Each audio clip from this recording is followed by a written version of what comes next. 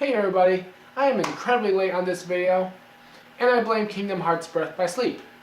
Anyway, I hope you enjoyed Gobble-Con. If you weren't there, then I hope you enjoyed vicariously being at all the panels that I was at.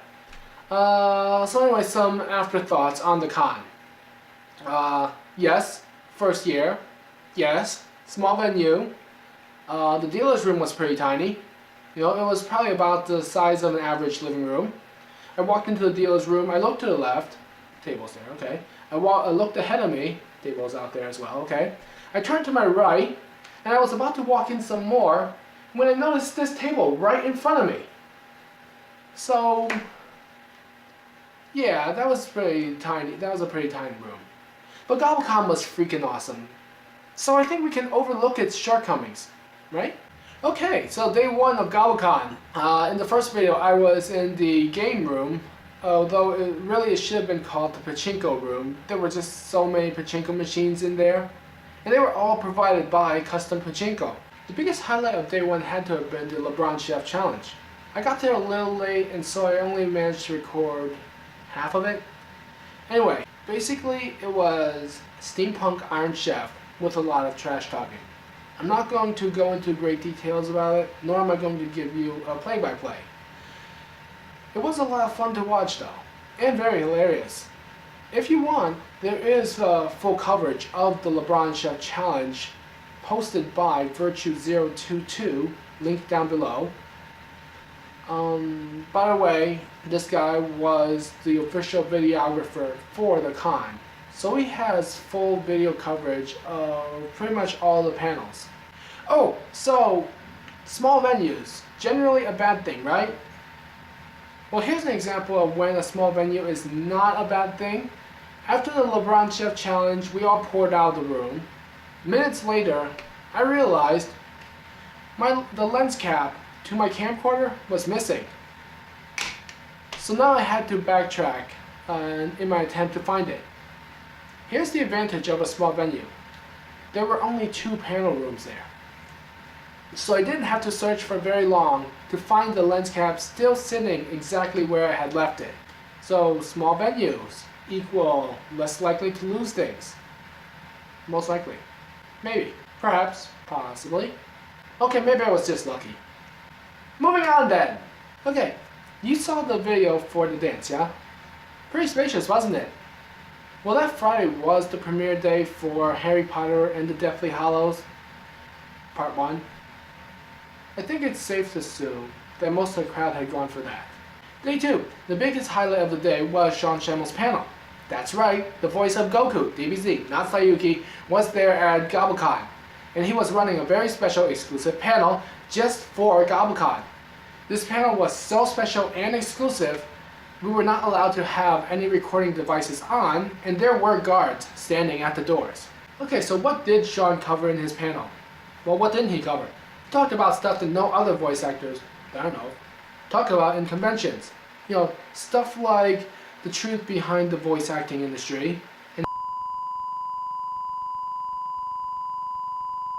and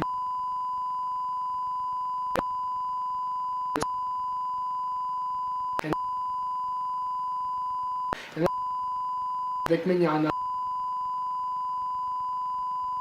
and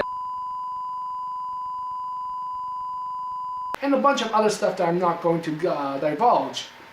You'll just have to see it next year if he does it again.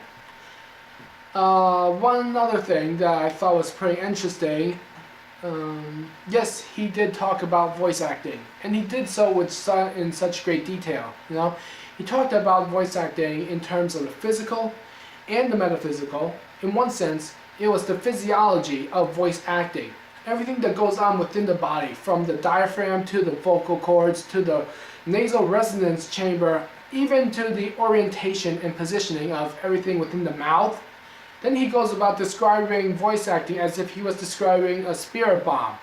He collects the energy from people around the world, and then he just launches it all in one powerful performance. Okay, so later in the evening, Lisa Furukawa, musical guest for Gobble-Con, had her concert. Never heard of her? Well, neither had I, until I heard her perform at the concert, and let me tell you, she's amazing.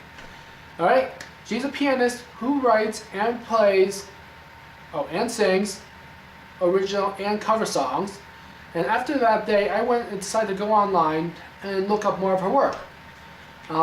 Something I found to be rather interesting was that her cover songs are well-known songs that have been translated to Japanese. For example, Sweet Home Alabama.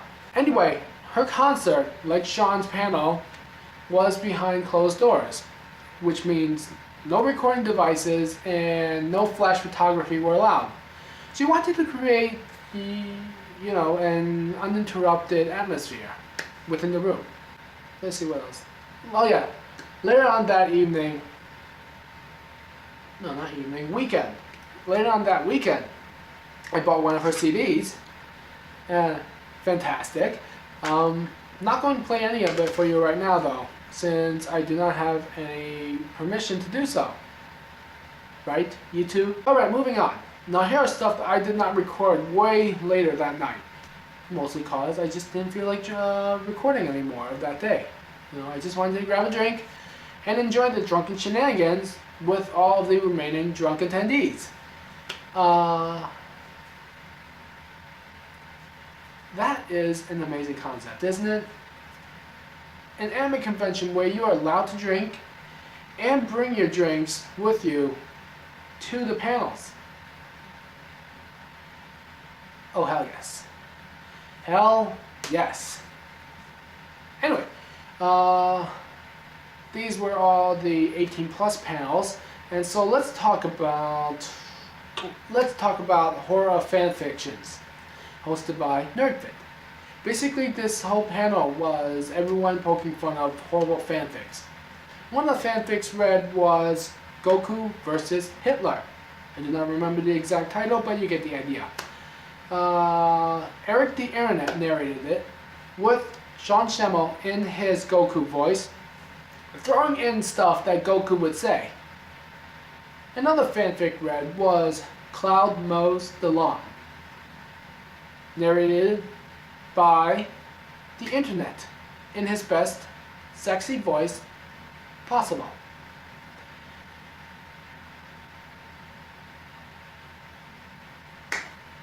I don't even know how best to describe what I heard. I really should have recorded this panel, but I didn't. But what I did record was all of us singing Happy Birthday to Sean Schemmel.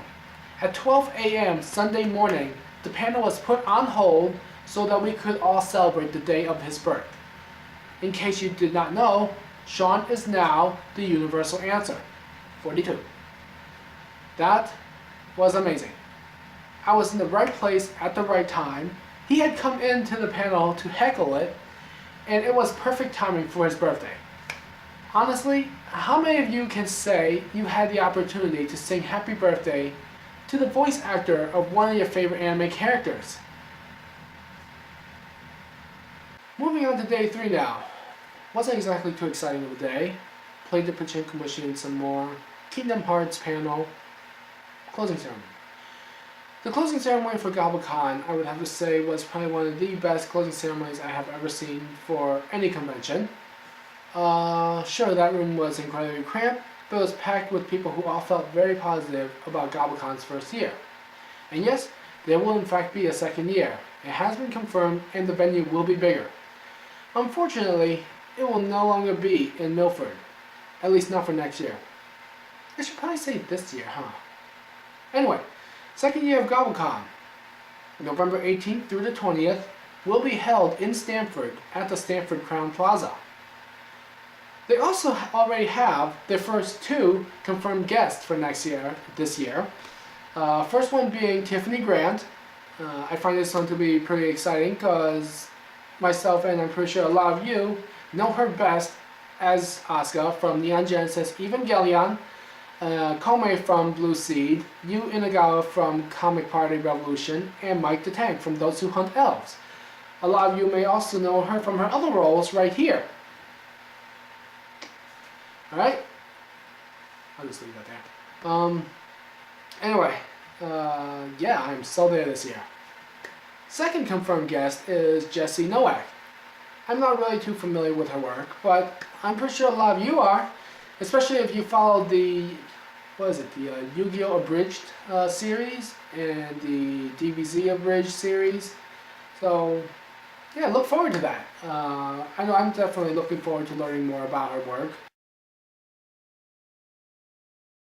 In the meantime, this year I will be making a return to Anime Boston.